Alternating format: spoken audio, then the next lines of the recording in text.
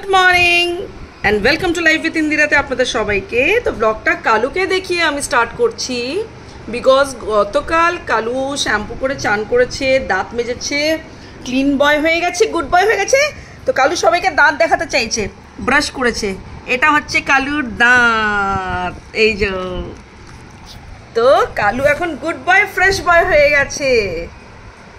সকাল সকাল রান্না হয়ে গেছে আমার কমপ্লিট। এখানে আছে বাঁধাকপি, ঠিক আছে, আমি একটু তুলে নিয়েছি আলাদা করে বাটিতে। এখানে হচ্ছে পুঁইশাক কচু, এখানে হচ্ছে পালং শাক দিয়ে গ্রিন চিকেন, এটা তো গরম দুধ আছে, প্লাস মাছও হয়েছে, ওটা রাখা আছে। এখানে আমি চড়াচ্ছি পোহা, এটা চিড়ে আমি ধুয়ে নিয়েছি। এটা হচ্ছে গাজর আর বিনস, আর পেঁয়াজ আমি কেটে নিয়েছি। বাদাম কারি পাতা দিয়ে করবো পোহা, কেননা রুবিনা ডিমান্ড ছিল আমার হাতের পোহা খাবে। ঘি আমি কড়াই গরম করতে বসিয়ে দিয়েছি। আর এটা হচ্ছে ঘি, এটা বিহার থেকে আনা ছিল। অভিষেক দা আমাকে ঘিটা পাঠিয়েছিল বিহার থেকে, তো রঞ্জনা রায়। তো আমার এই ঘিটা দেখতেই পাচ্ছ শেষ হয়ে এসছে, দয়া করে তুমি আরেক ডাব্বা আমার জন্য অর্ডার করে দাও, ঠিক আছে? কেন এই ঘিটা আমার ভীষণ পছন্দ লেগেছে, আর এই ঘি দিয়েই এখন পোয়া হচ্ছে। তো এনিওয়েজ আমি এখানে প্লেটে রেডি রেখেছি জিরে, সরষে, শুকনো লঙ্কা অ্যান্ড কারি পাত্তা। এটা আমার চলে গেল কড়ার মধ্যে। এটা একটু সটে করব, আমি রেসিপি দেখাচ্ছি না, জাস্ট কুকিং করছি, তাই জন্য ভাবলাম একটু শেয়ার করি, আর কিছু নয়, ঠিক আছে? এটা হওয়ার পরে আমি দিয়ে দেবো একটু পেঁয়াজ, কেন আমি মিক্স পোহা করছি, তো এতে সমস্ত কিছু থাকবে। কারি পাত্তা তো মশলা দেখালাম, পেঁয়াজটা একটু লাইট পিঙ্ক হবে। হওয়ার পর আমি তারপরে এতে দিয়ে দেবো বাদাম, আর বাদামের পর চলে যাবে এই ভেজিসগুলো। পাড়ায় ঢুকলে ঠ্যাং খোড়া করে দেবো বলেছে পাড়ার দাদারা, অন্য পাড়া দিয়ে যাচ্ছি তাই। রঞ্জনা আমি আর আসবো না, রঞ্জনা আমি আর আসবো না। বেবি, এই গানটা তোমার নামে আমি গাইলাম, আশা করি তুমি বুঝতেই পেরেছো যে সত্যি আমার ঘিটা আবার দরকার, তাই জন্যে গানটা গিয়ে তোমাকে আমি বোঝাবার চেষ্টা করলাম, আই ওয়ান্ট দ্যাট ঘি। পোহা হয়ে গেল রেডি। এটা হচ্ছে পোহার ফাইনাল লুক।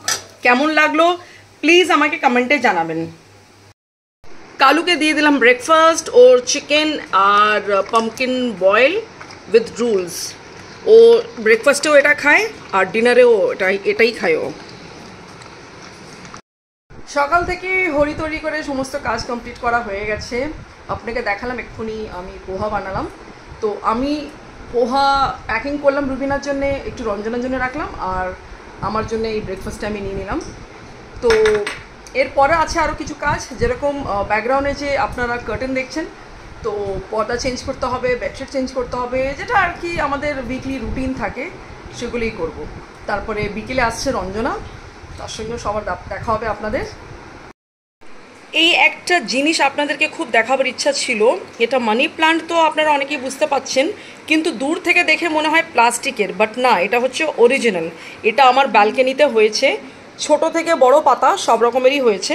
তো এটা আমি রেখেছি আমার টেবিলে, আমার এত সুন্দর লাগছে রঙটা আর এর মানে লুকসটা, যে আমি ভাবলাম যে আপনাদের সঙ্গে একটু শেয়ার করি।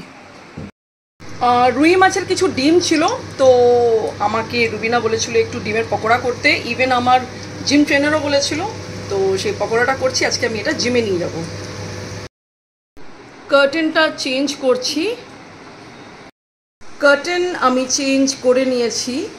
প্রথমে ছিল ব্লু প্রিন্টেড ফ্লোরাল, এখন হয়ে গেছে মিল্কি হোয়াইট।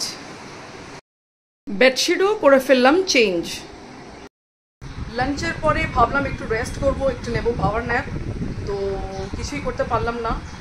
রেস্টের জন্য শুয়েছিলাম, বাট মনটা এতটাই রেস্টলেস, মনটা এতটাই ডাউন লাগছে, আমি জানি না কেন, ভালোই লাগছে না কিছু। তো জাস্ট একটু গড়িয়ে একটু ফোন টোন চেক করে উঠে পড়লাম, সময় হয়ে গেল। তো এখন একটু ফ্রুটস খাবো, একটু এগ খাবো, তারপরে যাবো জিমে গিয়ে কতটা জিম করতে পারবো আমি জানি না, কেননা একটু ডাউন লাগছে, আমি বুঝতে পারছি না কেন। বাট এনিওয়েজ যাবো তো বটেই, আর যাচ্ছি যখন করবো তো বটেই। জিমে পৌঁছে দেখলাম আমি একাই পৌঁছেছি, আমার টিমের তখন অবধি কেউ যায়নি, রুবিনা, ফ্যান্সি এরা কেউই আসেনি। তো আমি চলে গেছিলাম কার্ডিও রুমে কার্ডিও করার জন্য। তো একটু ওয়েট করলাম, তারপরে আমি আমার কার্ডিওটা স্টার্ট করে দিলাম। জিমের পরে আমরা একটু মাঝে মাঝে এই দোকানে যাই একটু চা খাওয়ার জন্য, লিকার টি বা গ্রিন টি। তো রুবিন অর্ডার দিচ্ছিল আর আমি ওয়েট করছিলাম। তারপরে গ্রিন টি খাওয়ার পরে আমরা কয়েকজন মিলে ওখান থেকে আবার বেরিয়ে যাই। এসো,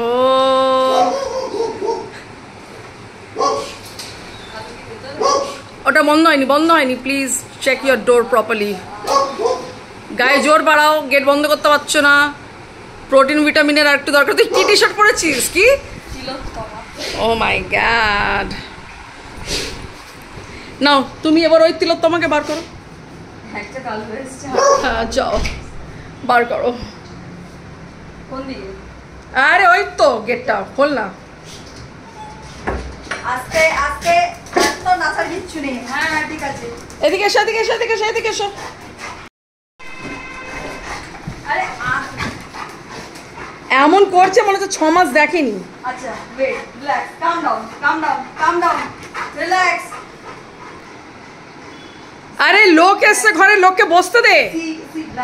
Kalu get down, get down. আচ্ছা ঠিক আছে, তো বসে গেছে। সিট ডাউন বলিনি, গেট ডাউন বলেছি।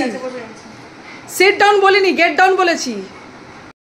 কালু ডিনার স্টার্ট হয়ে গেছে। ও রুলস খাচ্ছে, তার সঙ্গে এই চিকেন লিভারের কারির সঙ্গে, দেখতেই পাচ্ছেন সামনে। তো ওর পাম্পকিন আর চিকেনের স্যুপটা শেষ, তাই জন্য অল্টারনেটিভ আমি পাশে এটাও রাখি। এটা মানে এদেরই লিভার কারি থাকে। হ্যাঁ বোন টু বোন, তখন বলতো না বোন টু বোন না, বন্টুর বোন।